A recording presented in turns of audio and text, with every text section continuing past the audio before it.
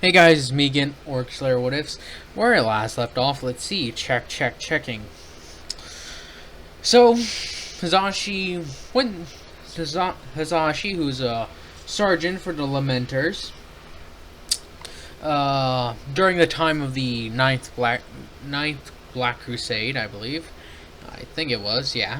And he helped saved quite a few civilians and fought Chaos Warriors on multiple occasions.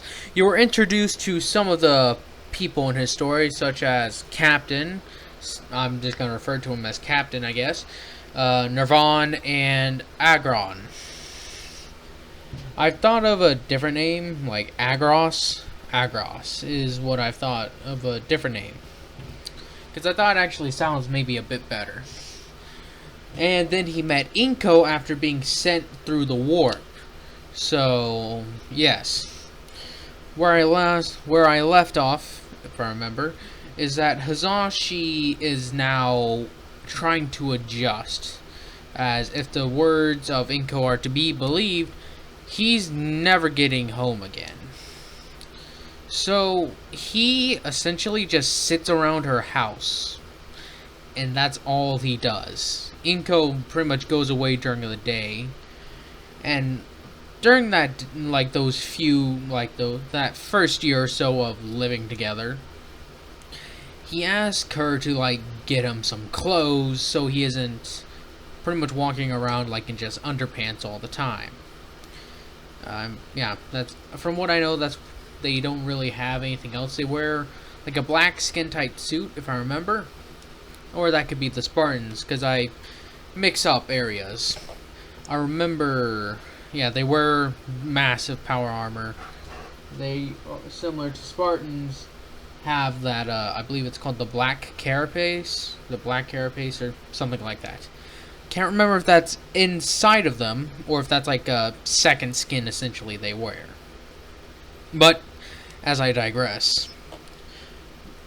And again, sorry for those who know more about 40k Warhammer than me. I just get things mixed up with a lot of different lore that I've learned over the years. That isn't long. But anyways. So, where we kick off is that essentially Inko's coming home. And she's brought Hazashi. And now Hazashi needs massive clothes. He's a space marine, for crying out loud. And he's relatively big for a space marine. If he were to be compared to people, essentially he'd be like a god in a way. As they are referred to as demigods, sort of. The space marines are. But what happens is that she comes home with large clothes. Sumo wrestler clothes, essentially. So, what's going to happen now is that as she comes home, she looks around the area, and he's at a computer, essentially. No, not a computer. He's pretty much just watching TV and such, and has a book in his hand that says Japanese to English, I guess. Or something along those lines, because I think Gothic is very similar to English, if I remember correctly. How'd it go again? I believe, yeah, it is. I got my phone right here just for, to double check my facts, just so I ain't feeding false information. But yes, it looks relatively similar to Gothic, aside from a few things here and there. So he starts with English. He also requested her to get him some books that were like English, as he saw a few letters here and there that reminded him of the Gothic language. So since Space Marines are incredibly smart, I believe they are incredibly smart, so I feel like he'd be able to pick up on the language rather quickly.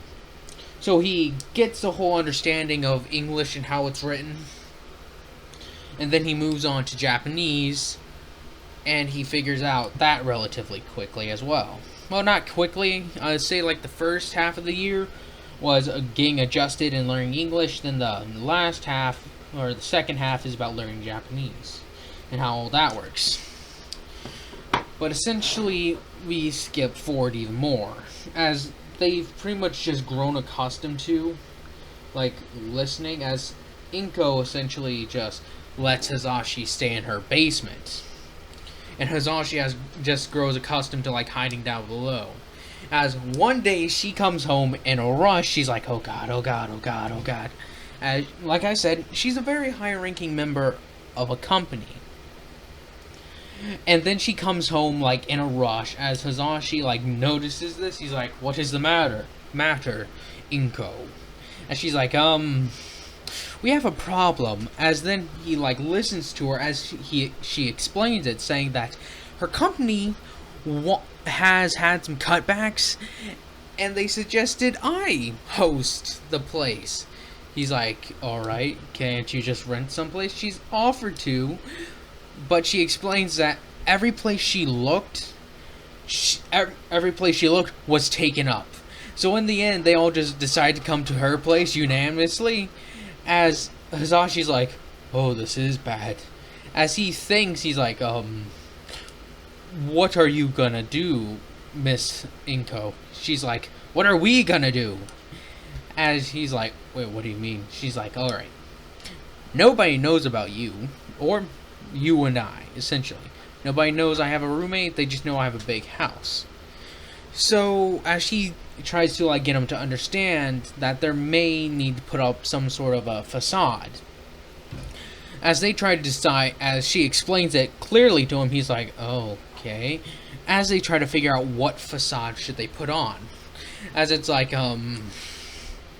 as she thinks she's thinking, she's like, brother? As she looks at Hizashi and then her, she's like, that would never work. As her and Hizashi looks like battle hardened, and they don't look alike in the slightest. Even if you were to dumb down Hizashi's augmentations and like his like muscularness, he wouldn't look like her in the slightest. So what they decide to do instead is to play on the aspect that they are a couple, to like see if anyone would be fooled by that. So they have a week to prepare for this, as they are rushing, as Hizashi's getting to know Inko, more like her personal hobbies and such, I guess, since they've pretty much just stayed isolated from one another. As they both freaked out, she freaked out. Hizashi rather remained calm, not understanding the full complexity of the situation, you could say. So he's just going along with whatever she says, essentially. As he's just sort of gotten the same attitude as her, in a way. Not the same, I would say, but something similar, as where he's just more laid back, is what I would say. So, with that, we skip, as they've learned more about each other, and Hizashi has gotten presentable looking, as he's let a giant beard grow, and his hair gets scraggly and such. Because of, I guess, the whole point of your life is now technically over, of what you've been bred and bred and trained to do is now no longer necessary, since he's completely cut off from the universe of 40K. So what they resolve to do is this. Sorry? Oh. They get ready, and everyone shows up, as eventually Hizashi is the one to greet them at the door, as everyone's like, who's this guy? As Inko did hire some people to come and act as staff, like, so that way they get drinks, food, and all that. Well, I'll say Hizashi wasn't the one to answer the door, but the person to answer it was one of the said staff. So, as they're taking care of the situation, Inko and him come, as Hizashi pretty much stands like at her side, or like a little bit behind her, as everyone's like, look at the size of that man.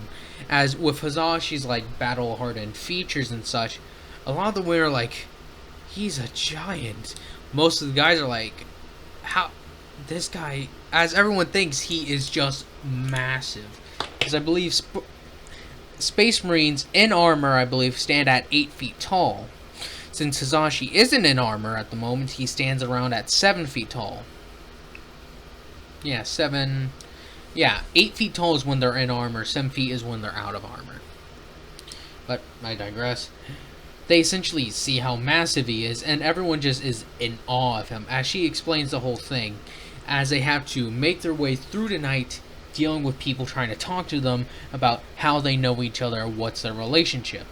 As one couple, well, not couple, but one high-ranking high-ranking member of the company actually does ask them straightforward after sort of cornering Hizashi in conversation, as Hizashi doesn't know how to navigate the battlefield of words. He only knows how to slash, smash, and kill, but he tries his best as he answers them very bluntly, saying me and Inko are a thing. It's like, really now? He's like, what's your profession? He's like, I am, as Hizinko, sorry. As Hizashi comes up with an idea on the spot, saying that he's essentially what you would call a freelance mover, essentially, or demolisher, anything really. He says that he deals with a lot of heavy activity, essentially, like picks up heavy items, breaks down walls, anything that needs to be done physically, because he says that he's never really had the aptitude for intelligence and such. As the guy says, I can see by your physique. It's like, So, anything in particular you enjoy doing? He's like, I enjoy reading. Reading, you say? Oh, what are some books you've watched at? As he says, the Bible, because he got curious about the different religions of this earth. So he looked around some at Japanese lore, and since he was already at English, he looked at the various forms of he looked at at Muslims, Jewish, all that. That sort of revolved around God, because he thought the Emperor looked similar to him. Well, yeah, pretty much similar to him, saying that he's an all-powerful being with sorry. I have trouble with words sometimes. And his all-knowing nature, and how he has literal angels. So he's like, did the God Emperor, or did the Emperor be inspired by this being to create a literal angel? So as he moves on from those sections, getting by bit by bit, as women try to corner Inko about does he have any brothers and such, because they may be interested. But surprisingly, Hizashi is the one handling this far better than Inko, which, again, is surprising to Inko herself even, saying that Hizashi seems like a natural at talking with people. As she thought, or as many do, like, the Astartes are just machines born and bred to kill. Well, yeah. Trained to be nothing but merciless warriors for the Emperor. Many, even themselves, forgetting that they too are some form of human, even with all the brainwashing. So as Hizashi and them end the night off with a pretty decent ending, they go. As Inko's like, well, you handled yourself pretty well there, Hizashi. He's like, it was nice talking with them. If they ever want to come and visit again. As he even says, a few of them even invited me out to go drinking, as he would say. She's like, oh, well, I guess you could do that, he says. So, are we to continue up this farce, as he would say? She's like, for now, I guess. It wouldn't make much sense for them to come and then for us to break up, now would it? He's like, indeed it wouldn't. As Hizashi starts getting more attached with the society that's around them, being more, as Inko will sometimes use the excuse, or take days off even to, go out with Hizashi to actually make up their dating. Be more like that. As everyone does question the spike in activity, but Inko says that, recently, until that point, things had been kinda strained in their relationship. So that's why they never really saw much of him or heard her talk about him that much, even when the topics of relationships were brought up. As Hizashi was asked the same questions, he said that they never knew him because he was not part of their work ethic, not the type of work they do. As one day when he's walking back with a group of them, or even out with Inko, as there was a company dinner due, late at night when everyone's getting like settled and trying to break off after a nice dinner, Hazashi ate not a lot. Because from what I know, Space Marines can eat a lot of food, but they don't need to, essentially. So what they do essentially is, like, as they're leaving, they just hear and then a crash, as you just hear help, oh god, my fuck.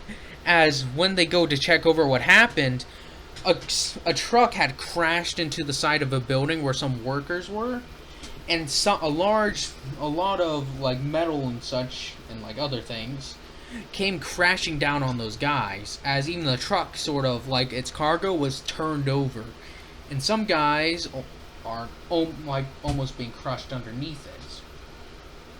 As everyone's like, oh my god, what happened?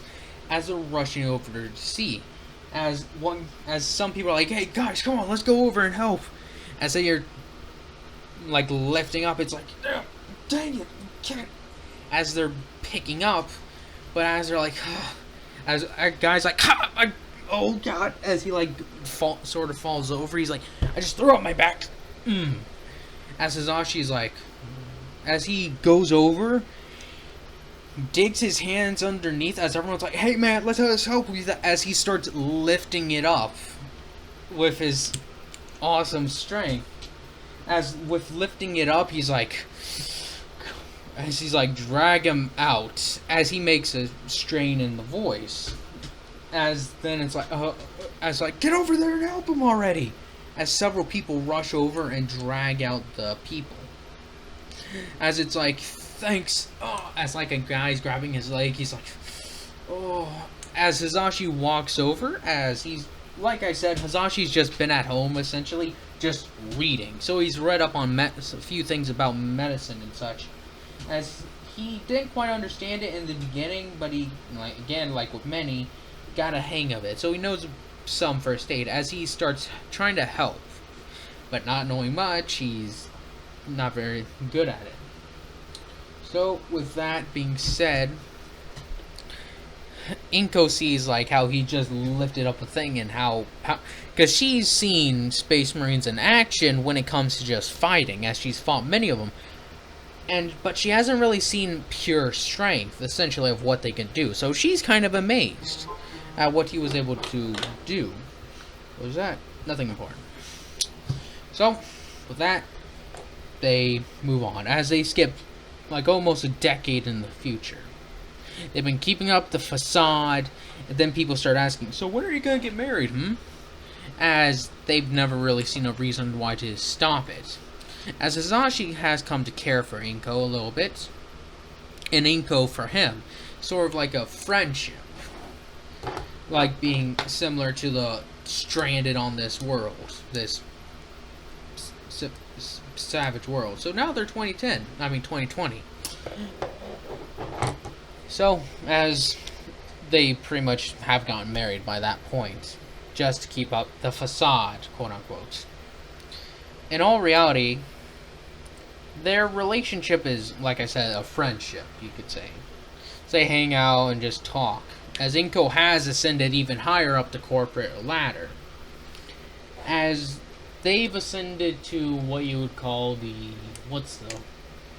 essentially she holds district over like a large, like almost half the company at this point. Not half, but a quarter of the company, I would say. So, as we continue, we go to one night when they're just sitting around, as then it's just like, As they rush over to see what it is, they notice, like, go down to the basement, as Inko says, there's a massive warp signature appearing in the middle of, where is that exactly? In the, yes. Essentially in the wilderness of America. Just somewhere in the wilderness of America, you would say. As they head out, as when they make their way, they're checking, actually, yeah, they're checking around as they come across a rotten smell as Hisashi has gotten all his armor prepared as he is speaking with Inko, saying, Inko, this doesn't feel right in this rot. It smells familiar. She says, I agree, Hisashi. It smells of... As they give a quick sniff, as Hisashi, seeing something real quick, he's like, get down, Inko! As he shoves her down under him as he shoots a couple of rounds. It's as then they're rushed by a plague marine that says, Grandfather Nurgle, my grandfather Nurgle, where am I? As he lets off a few shouts of his own, as a plague bearer says, I don't know where we are. I don't know what plague bearer sounds like, so sorry. I know they can't speak, they're demons, of course they can. But as it speaks to his master, the Nurgle worshipper looks over and is like, oh, what is this? Letting off somewhat of a strained voice. Eldar and a space marine. Now this is interesting. Letting a smile creep across his face, saying, now this. What are you two doing here? Where are we? As I know that Nurgle worshippers are very happy, if I remember, or if they're depressed. It's one or the other. Is that what it is that they're in perpetual torment, but they can't feel it. They are diseased, I'm talking about really diseased. Think of someone with Black Death and leprosy and a few other things that do way worse stuff. As he just starts speaking, and they could even see the fumes that come off him as Inko says, Hisashi, try to focus and get his attention. I'll try my best to use warp fire. If a space marine and a demon are able to become here, then there may be a more powerful amount of warp energy here that I may be able to use to our advantage. Hisashi says, I trust you enough, Inko. Do what you need to do, what needs to be done.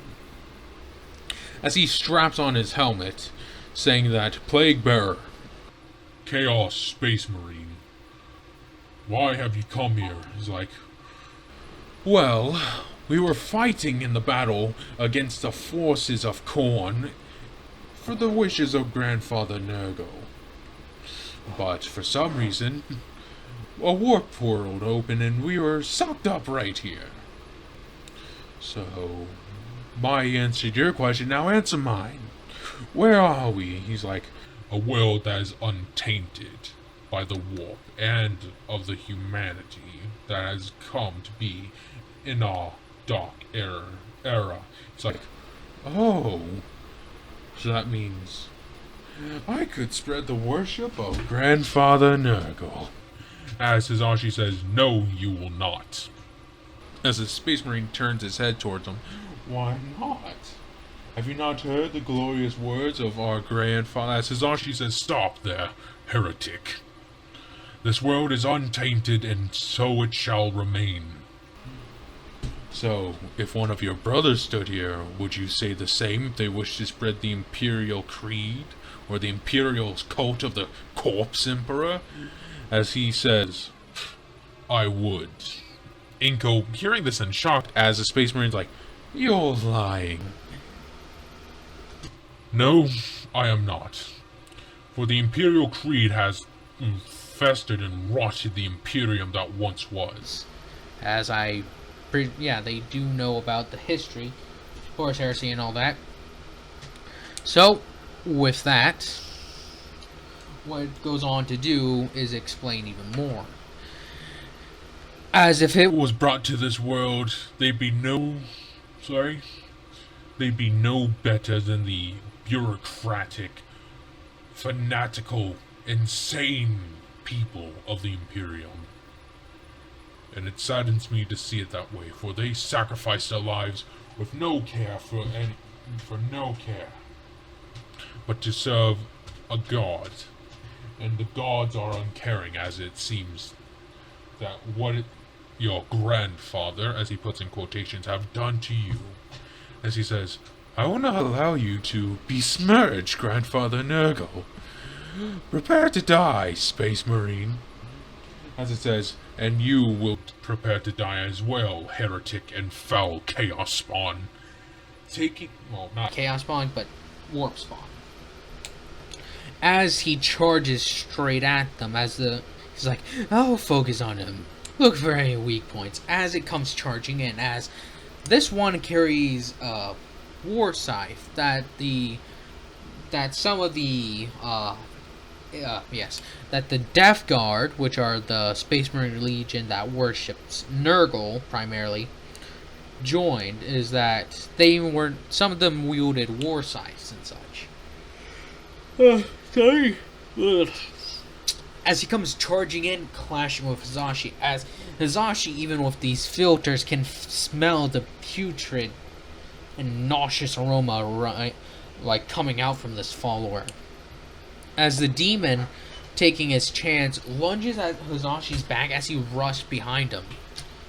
Following that way, Inko sees the opportunity to get the demon, as she lets out like a torrent of warp fire, burning it instantly to ash, as it says, oh, forgot about her. Well, time to go for the weakest, as he pretty much lets go of his scythe, letting Hizashi sort of jolt forward, as then he swishes back as the Space Marine the Chaos Space Marine goes to slice at him with his war scythe. Hizashi sort of rolls out of the way as he blasts the Nurgle worship. I'll just call it the the Death Guard for simpler terms. The Death Guard, as he dodges out of the way, Hizashi shoots at him with his bolter, as the Death Guard's like, no, no, no, it takes more than that. As he rushes towards Inko, letting out somewhat of a Eldarth dies first, as he goes to slice at her, but she blocks with her sword, using the warp to bolster her strength, as she's able to not hold it, but sort of slip under it with somewhat ease, as he's like, well, it seems you two know each other. Well, let's see how long this lasts. So he rushes forward again. Since he feels no pain, Hizashi tries to shoot him in his legs to slow him down, but his armor withstands, even with it being rusted and rotted. Hizashi says, go for the head, as he goes to rush forward as well, trying to duel this insane worshipper of Nurgle. He's able to get in close as he slams down in the middle of the war scythe, as he turns on his saw and saws his way through. But at that same time, the Nurgle worshipper is able to get his war scythe and slams it right it goes into Hizashi's upper arm, as he's like, Argh! Taking his bolter and smashing the Death Guard in the head. Inko, seeing her opportunity, with the Death Guard being somewhat disoriented, rushes forward, coats her sword in flame, or whatever I said she has in flame, and pretty much slams it right down on the Nurgle's head, as he's like, oh, that's bad. As his head rolls off, as then she incinerates the body. As Hizashi just grabs his arm as he feels something, he's like, oh, this. As he goes to see, as he pretty much rips off the armor around his arm, even for his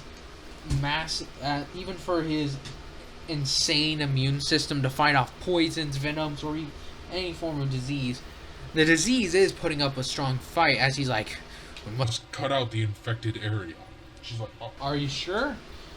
As he says yes. As instead of his upper arm, I say it's around his on his up between his hand and it's on his wrist, essentially. As she's like, all right, as his sword is pretty much contaminated with not contaminated with the Nurgle's blood, actually, isn't contaminated whatsoever. So she coats it in fire so that way, well, actually, they don't really need to do that since a Space Marine's body actually does deal with like wounds and such and such, sorry, deals with like lost limbs and such very quickly actually. So as he cuts off his arm, it quickly like gets itself done, taken care of. So with that, what happens is this: Inko and him return home. As he says, "Did we close the portal?" She's like, "Yes, yes. While I was looking for a way, I found the portal that they came through. It was, sorry, I'm recording this kind of late. It was much stronger than it was much more potent with the warp energies than the last one." He says, "Has it been getting like that recently?" She's like, "A bit, but it seems to grow with every time a portal opens. It seems its strength grows more and more.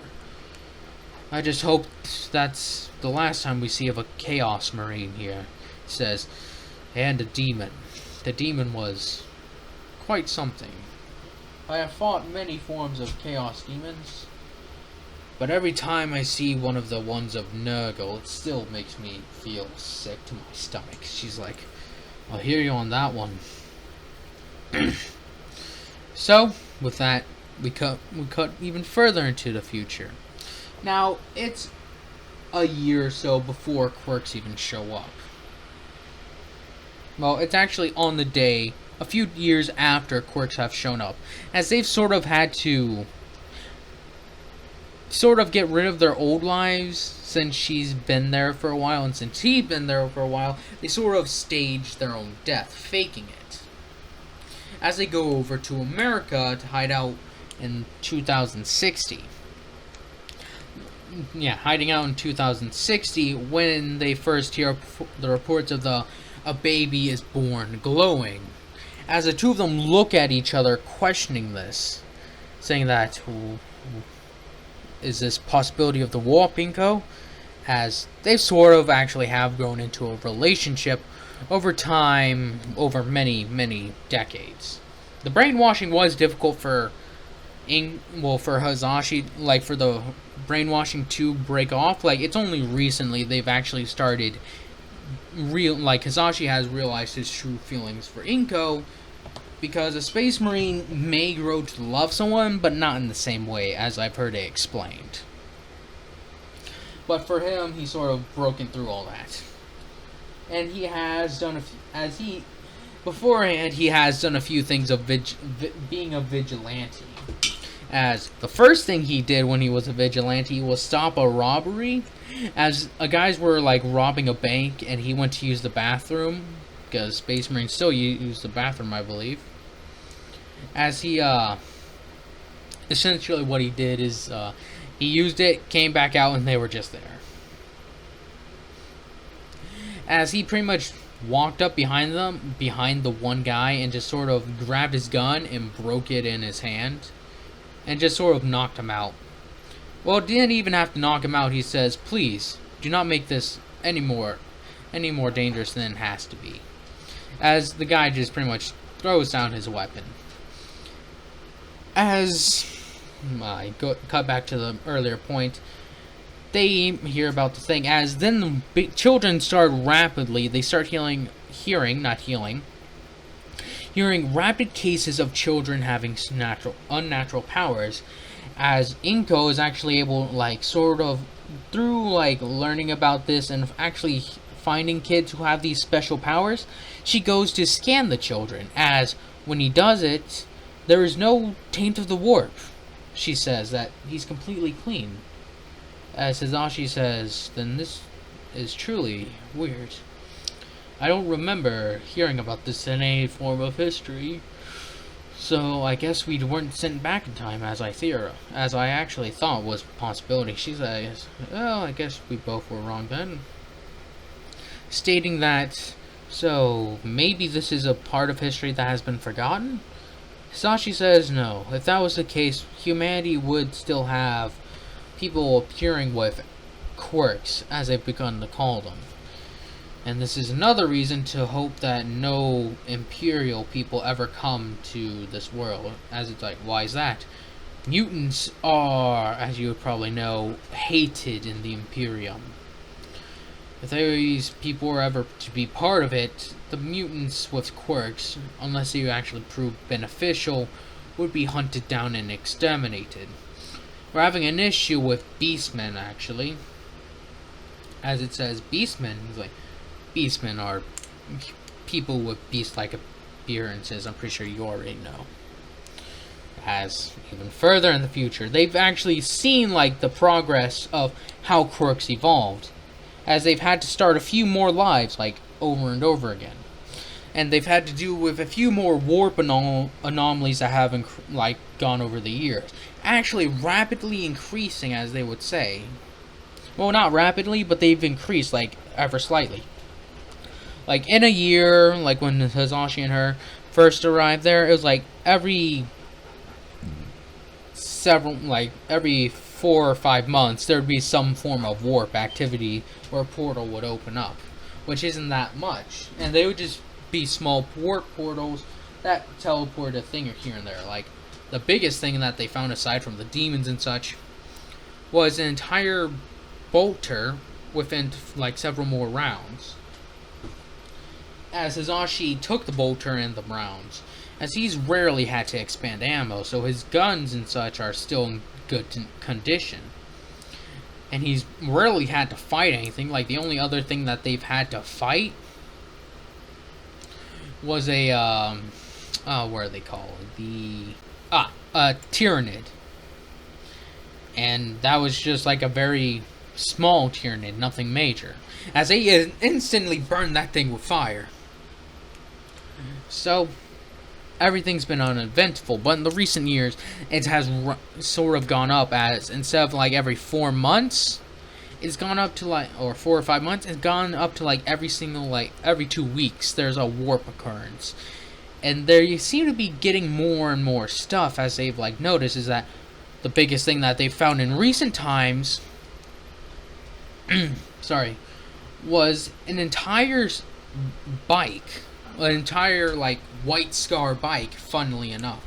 Is that it's literally one of the many bikes that White Scar would use, as the White Scars are Loyalist Space Marine Legion or chapter, and what they essentially are known for, from what I know or remember, is that they're very fast, hit and run sort of thing. So they find an entire bike with the like White Scar logo and everything, as Hisashi sort of takes it and learns how to ride it in a way, becoming very good at it actually. But it has it takes a lot of gas and such to fuel it, since they have no other resource that they would use from the Imperium. Even like Hisashi's power pack, like, it takes a while for the battery pack to like run out, I believe.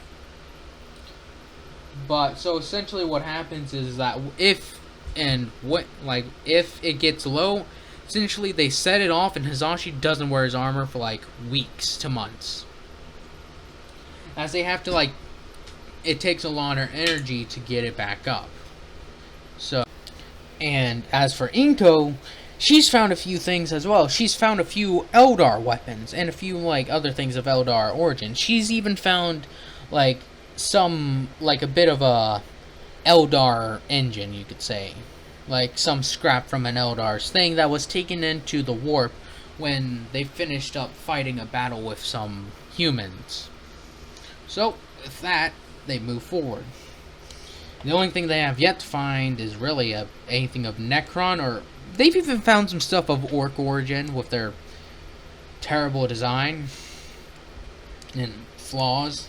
So what happens now is that since they're in the way future, further in the future, and have actually developed a relationship, we skipped around to around the time when Deku would be born. As Deku is born, as it took a long time for them to actually have a kid. I don't know sorry for that. Just looked it up. They can have kids. It just takes it takes a long time. So I'll say that is. Don't know exactly how long, so I'll just say for the human 9 months they'll take I don't know, maybe like a year and a half. Like I'll just double it. Don't know exactly, but still. As there's Deku and surprising both of them, another one, a sister. Wasn't expecting that, I betcha.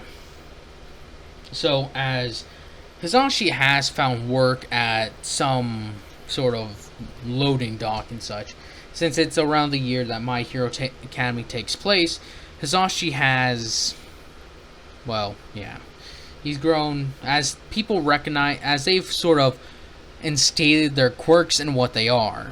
Hisashi says he is essentially a superhuman. Multiple organs, super strength, all that sort of stuff. As he doesn't let anyone get x-rays of him, really. They just notes down what he has already, and they've sort of forged false documents. For Inko, what they say that essentially her thing is that she has a few elemental powers, such as lightning, fire, and a bit of telekinesis. And that's about it. Like, so that way they keep up, like, you know, she has all the stuff. Now, when it comes to Deku and his sister, well, it's a bit complicated, as what happened with Hisashi during the warp travel, it sort of mutated him in a way. That it turned... No, wait, let me explain this a bit more with history for Deku. As everyone's, like, starting to get their quirks and such, Deku's actually excited, and I'll say that... I'll explain it. Essentially what happens is that when they go to the quirk doctor, it's like, your son's never going to have a quirk. It's all sad for Deku. And Bakugo does start to bullying him. And his sister, Izumi, I've heard that's like one of the most common names for if Deku had a sister. I'm taking it from Noah Stories. He's actually pretty good. I would actually recommend watching his stuff. But I would just use the name Izumi. Hope nobody minds that. But what happens is that he goes, as they try to explain that, but Izumi and Deku actually have a very good relationship. Deku being a brother, like her brother and sister, so as they like loving each other and such. And Hisashi does sort of shine favor on Deku, you could say, seeing that Deku, in his own regard, reminds him a lot of himself, and Izumi... being Inko being reminded of Izumi, that Izumi reminds her of herself. So they sort of do have their favorites. Hisashi actually, Deku like wants to be big and strong like his dad, so he does sort of try to help Deku attain strength, but not the strength he has. Until one day this happens. Deku's around 13 to 14 years old, as one day when he's in class, like in school, like exercising stuff, he actually falls over and just starts actually yelling in pain. He's like, it feels like there's something in my stomach, as he's like grabbing hold, as it's like, alright, call the ambulance, as they can't figure out what's happening with him, as he's like screaming in real pain, as Bakugo's like, Deku, are you okay?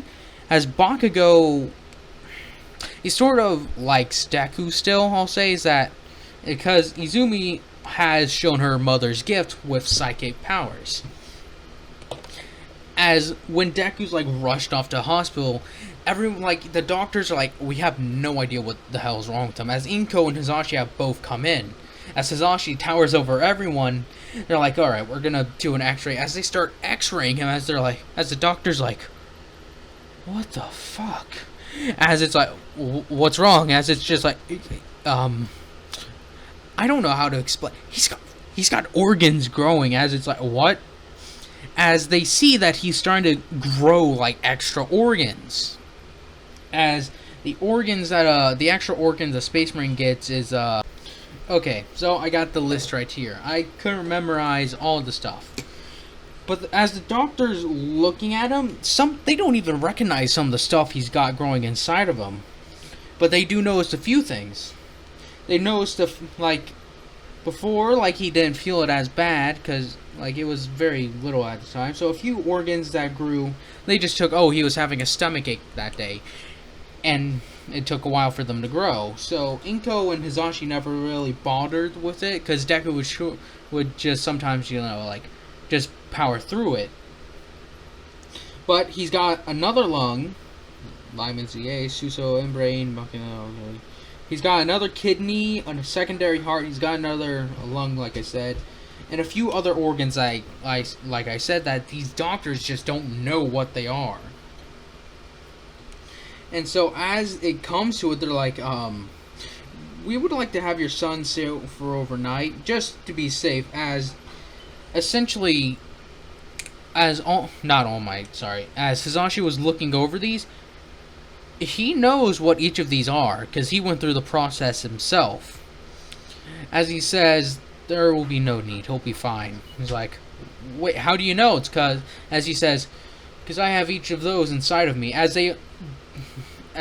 he like notes that they are small right now, but they will eventually grow. And as in those in those months to years after Deku's going through a rapid growth. He's like becoming massive, like, in 4 years essentially is how, like, I won't cut ahead 4 years, but by the end of the 4 years he'll have all his organs, extra muscles, all that.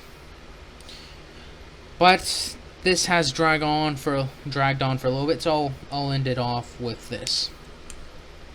As Deku's taken back home, as he hasn't been given pain medicine due to Hizashi's wishes, saying that if he takes pain medicine, it may mess up with the organ growing process, so that they'll just leave it be. As they request, he's like, alright. As he's like, Deku, can you deal with it? It's like, I think I could, Dad, but it really hurts. He's like, it's alright, you'll be fine. I went through the same thing when I was your age. He's like, really? He's like, yes. Now, from what it looks like, not all of them have finished growing in, or you don't have all of them starting to grow in yet. So there will be more pain ahead, but just think of it as growth pains, alright? You'll grow, they'll eventually stop growing, and then you'll be able to move on, alright? He's like, alright, Dad, alright. And she's like, alright, we're gonna get you out of here, and then, me and you are gonna have a talk. As then he pretty much leaves, going to get the car. As Inko's like, as essentially Izumi and such falls after him, as he's like, Inko, we need to tell him. He's like, what do you mean we need to tell him? We don't need to tell him anything. He's like, this needs to happen, Inko. As they've sort of kept the whole secret of who they are and such away from Deku and Izumi. As Inko and him have somewhat of a miniature argument when they get out to the car, it's like, we can't tell him. It's like, we need to. At this point, he's gonna start questioning me about who my parents are, why we've never met them, do I have anything else? And if this starts like getting him invested, some of those doctors may want to look up my lineage as well. We need to explain to them something that I don't know. We could code for the same cover that we've been doing. I don't know who my parents were. I don't have any blood relatives from my knowledge. If they try to ask for a blood test to look and they find no matches anywhere, what are they gonna say? She's like, as she sort of taps like her finger on the dash, she's like, fine. But if we're telling Deku, we're telling Izumi too. I can feel it that she's starting to harness the warp more. So it's agreed. So take both of them and train them up, you could say. Start helping them understand their full capabilities. Gonna have to put Deku through hell, but still. She's like, don't make him fight anything too dangerous, please. He's like, there's nothing really that dangerous on the planet that we could throw him at, so. That's unless I throw him into the water and tell him to fight a great white. Hizashi's like, I'm just joking, go. But it needs to happen. As they resolve themselves to finally tell their children of who they are and where they came from. But anyways, I hope y'all have enjoyed this. Hope y'all continue to enjoy this, and I hope y'all have a nice day, nice night, nice life.